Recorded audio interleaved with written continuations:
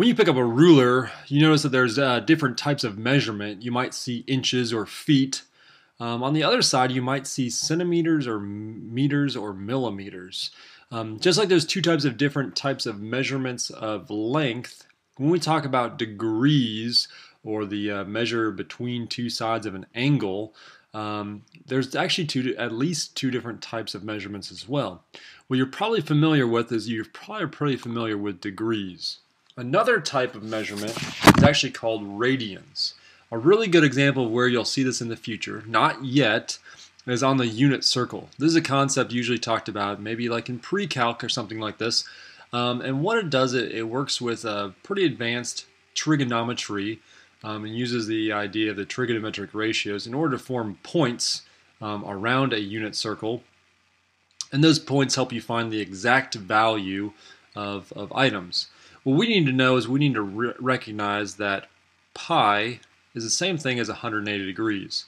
Or because of the circumference being 2 pi r, when we have a unit circle, when we have 1 as our radius, if our radius equals 1, we know the circumference the entire way around the circle is 2 pi, or kind of 360 degrees. So the entire way around a circle is 360 degrees over here, which would be represented by 2 pi. And then half of that, pi, is 180 degrees. Again, half of that is going to be 90 degrees, which is pi over 2. 60 degrees would then be, another fraction of the entire part of pi. 45 is going to be a fourth of this entire region. And 30 degrees is then going to be pi over 6, which is, a sixth of this thing. So if this is really confusing you, that's all right. All I need you to do is realize that when you move from here, from 0 degrees, all the way around to 180 degrees, you could say 180 degrees, or some places will actually call this pi radians. Okay, this is what's talked about in our book just a little tiny bit in dealing with the triangle sum theorem. It's kind of an interesting thing to use our theorems of similarity in this fashion. So similar triangles and radian measures. In chapter 1 you learned that a radian is another unit of measure for angles.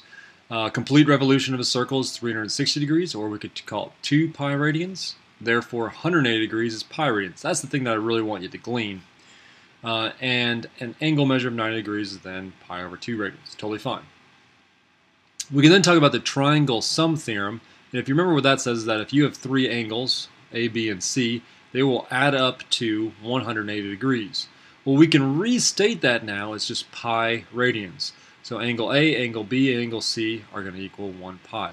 Seems to me like to be like what happens at a kitchen table. All of a sudden a pi is thrown on the table, and we're going to divide this thing evenly among the 3 of us. So A is going to get some, B is going to get some, C is going to be left some.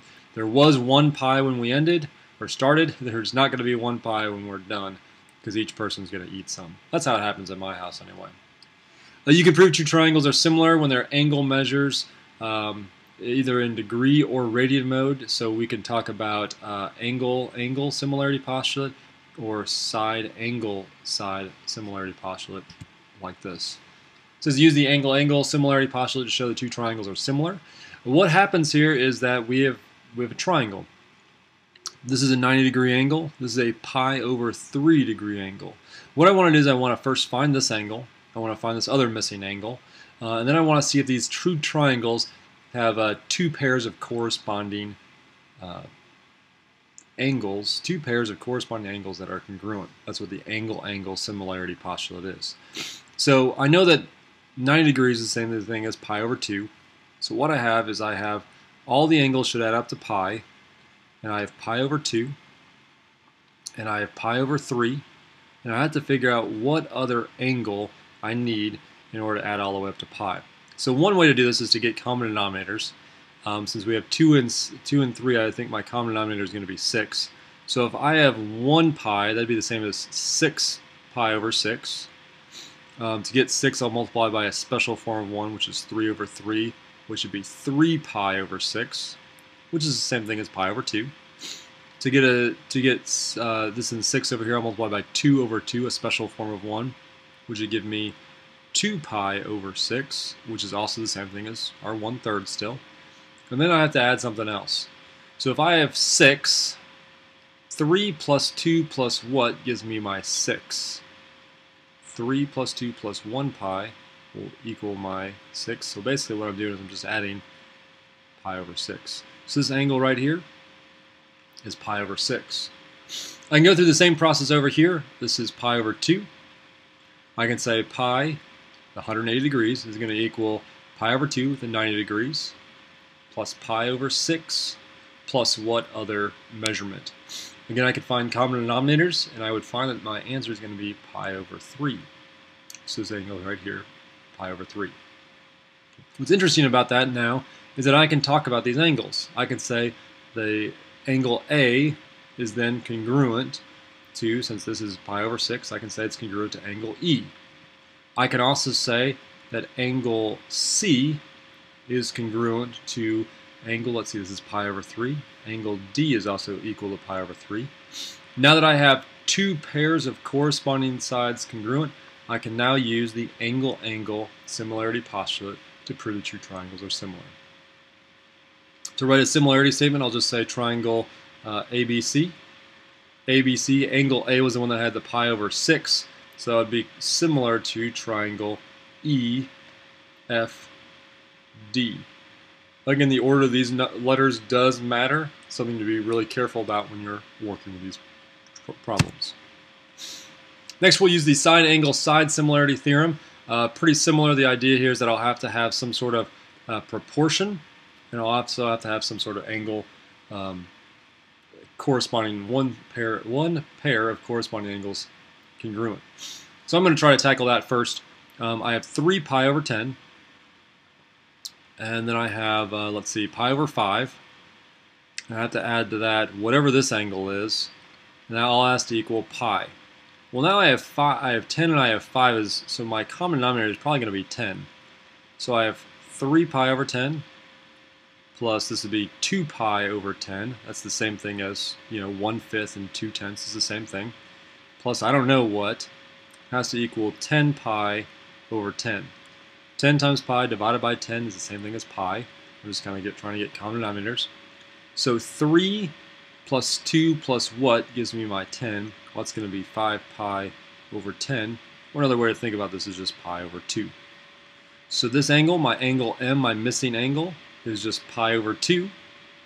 And since this 90-degree angle here is also pi over 2, 90 degrees is pi over 2, then what I can say is that angle M is congruent to angle, what does that say? Q? Q. Next, what I need in order to use these sides, I now have my angle, I have my pair of angles congruent. In order to use my sides, what I will say is I need my sides to be proportional. So I'll just say, let's see, 146 over 73 is going to equal 200 over 100. And if that simplifies to the same fraction, it simplifies to 2 over 1. Since that's consistent, then I can use the side-angle-side similarity postulate. The idea here is I need one angle that's congruent, one pair of angles that's congruent, and I need a similarity statement so two corresponding sides are proportional. Two pairs of corresponding sides are proportional. Now when you write this, just a quick note, some people talk about flipping this whole thing over, and that would give you 1 over 2 as your scale factor, your ratio. The idea is that these just need to be proportional. We don't know which one is which. There's not a specific way to say like end over start to say which one's first and which one's second. That's a little bit of a difference between this and finding the dilation. So just be careful when you're working with these to make sure that you're doing the right thing.